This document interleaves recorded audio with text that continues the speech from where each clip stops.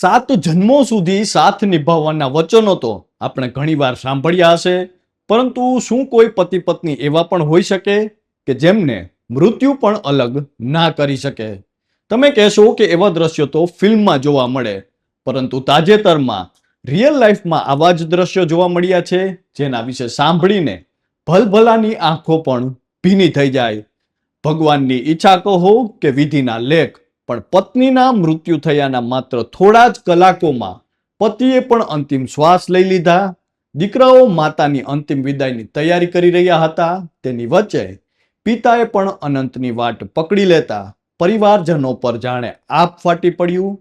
રડતી આંખે પરિવારજનોએ બંનેની અંતિમ યાત્રા એક સાથે કાઢી, અને જ્યારે તેમના અંતિમ સંસ્કાર પણ એક સાથે કરવામાં આવ્યા, ત્યારે એવું તે કરુણ દ્રશ્ય સર્જાયું કે ત્યાં હાજર સૌ કોઈ હિબકે ચડ્યા.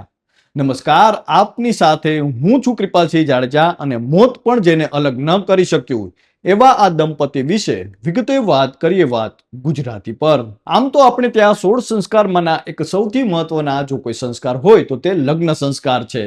કારણ કે અગ્નિની સાક્ષીએ બંધાયેલી ગાંઠ ભવો ભવનો નાતો જોડી દેતી હોય છે, અને આ સંબંધ અંતિમ શ્વાસ સુધી અતૂટ રહે તેવા વચને બંધાતો હોય છે. સુખમાં સુખી અને દુઃખમાં એકબીજાની ઢાલ બનીને રહેવાના કોલ અપાતા હોય છે, જાણે એક જીવ અને બે ખોડિયા. ત્યારે આજે એક એવી જ ઘટના સામે આવી છે જેના વિશે સાંભળીને તમારી પણ આંખો ભીની થઈ જશે. જો આ સમગ્ર ઘટના વિશે વિગતે વાત કરીએ તો ઝારખંડના ગિરડી જિલ્લાના બિરની વિસ્તારના પથલડીહા ગામમાં રહેતા વૃદ્ધ દંપતી એવા ચૌધરી તુરી અને તેમના પત્ની કલવાદેવી વર્ષોથી એકબીજાનો સાથ નિભાવી રહ્યા હતા. જીવનના અનેક ઉતાર ચઢાવમાં બંનેએ એકબીજાનો હાથ ક્યારેય નહોતો છોડ્યો, પરંતુ છેલ્લા કેટલાક સમયથી ચૌધરી તુરીની તબિયત નાદુરસ્ત રહેતા તેઓ ધનાબાદની એક ખાનગી હોસ્પિટલમાં સારવાર લઈ રહ્યા હતા. પરિવારજનોને આશા હતી કે તેઓ જલ્દી સ્વસ્થ થઈ ઘરે પરત ફરશે, પરંતુ વિધિના લેખ કંઈક જુદા જ હતા. ગત સોમવારે સવારે તેમના પત્ની કલવાદેવીનું અચાનક અવસાન થઈ ગયું, અને તેમના અવસાનથી પરિવારમાં શોકનું મોજું ફરી વળ્યું. તેમના મૃત્યુના સમાચારથી પરિવાર અને ગામમાં ગમગીની છવાઈ ગઈ. ઘરના મોભી સમાન મહિલાના અવસાનથી પરિવારજનો ભારે આઘાતમાં સરી પડ્યા. કોણ કોને છાનું રાખે તેવી સ્થિતિ સર્જાઈ. પત્નીના અવસાનના સમાચારથી હોસ્પિટલમાં સારવાર લઈ રહેલા ચૌધરી તુરી પણ ભારે આઘાતમાં સરી પડ્યા. હજુ તો ઘરમાં કલવાદેવીની અંતિમ યાત્રાની તૈયારીઓ ચાલી રહી હતી. સગા સંબંધીઓને જાણ કરવામાં આવી રહી હતી.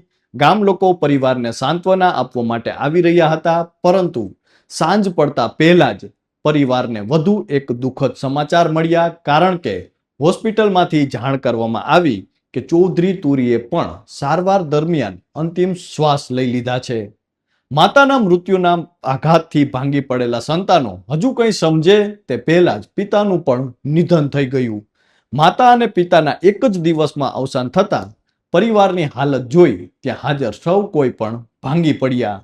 બાદમાં ભારે હૈયે ચૌધરી તુરીનો પાર્થિવ દેહ હોસ્પિટલમાંથી ગામમાં લાવવામાં આવ્યો, અને એક જ ઘરમાં પતિ અને પત્નીના પાર્થિવ દેહને બાજુમાં રાખવામાં આવ્યા, અને વાતાવરણ વધુ ગમગીન બની ગયું. પરિવારજનોની આંખમાંથી આંસુ રોકાતા નહોતા, કારણ કે તેમના હૃદયમાં ભારે આઘાત લાગ્યો હતો. ગામ લોકો પણ આ દ્રશ્ય જોઈને ભાવુક થઈ ગયા હતા. ત્યારબાદ બીજા દિવસે ભારે હૈયે પતિ પત્નીને એક સાથે અંતિમ યાત્રા કાઢવામાં આવી, જેમાં આખું ગામ જોડાયું.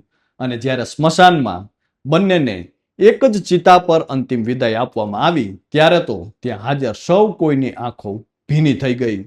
પરિવારના સભ્યોના જણાવ્યા પ્રમાણે કલવાદેવીના અવસાન બાદ માત્ર થોડા જ કલાકોમાં ચૌધરી તુરીએ પણ અંતિમ શ્વાસ લઈ લીધા હતા. વર્ષો સુધી સાથે રહેનાર આ દંપતીની એક બાદ એક વિદાય થતા સમગ્ર વિસ્તારમાં ચર્ચાઓ થઈ રહી છે. આ ઉપરાંત પરિવારજનો અને સગા સંબંધીઓ પણ ઊંડા આઘાતમાં સરી પડ્યા છે, અને એક જ દિવસમાં માતા પિતાને ગુમાવનાર સંતાન પર પણ દુઃખનો પહાડ તૂટી પડ્યો છે. ગ્રામજનોના મતે ચૌધરી તુરી અને કલવાદેવી વચ્ચેનો સંબંધ સમગ્ર વિસ્તારમાં પ્રેમ અને સમર્પણનું ઉત્તમ ઉદાહરણ માનવામાં આવતો હતો, કારણ કે તેઓ જીવનમાં સુખ દુઃખમાં હંમેશા એકબીજાને સાથ આપતા હતા. મહત્વનું છે કે આવા કિસ્સાઓ અગાઉ પણ સામે આવી ચૂક્યા છે કે જેમાં વર્ષો સુધી સાથે રહેલા પતિ પત્નીમાંથી એકના અવસાન બાદ બીજાએ પણ થોડા જ સમયની અંદર દુનિયાને અલવિદા કહી દીધું હોય, ત્યારે એક બાજુ જોઈએ તો 7 ફેરાનો સાથ 7 મહિના સુધી પણ નથી તકતો અને સાથે જીવા મરવાની વાતો જાણે ફિલ્મો પૂરતી જ સીમિત થઈ ગઈ હોય, ત્યારે આ પ્રકારની ઘટનાઓ સામે આવી રહી છે કે જેમાં જીવનના તડકા છાયામાં પણ એકબીજાનો સાથ આપનાર દંપતીને મૃત્યુ પણ અલગ ના કરી શક્યું હોય. તો હાલ તો મીડિયા અને સોશિયલ મીડિયા પર આ ઘટનાની ખૂબ ચર્ચાઓ થઈ રહી છે, ત્યારે આપ સૌ કોઈ પણ આ અંગે શું માનો છો તે કોમેન્ટ કરીને અમને જરૂરથી જણાવજો. તો હાલ બસ આટલું જ. ફરી મળતા રહીશું વાત ગુજરાતી પર.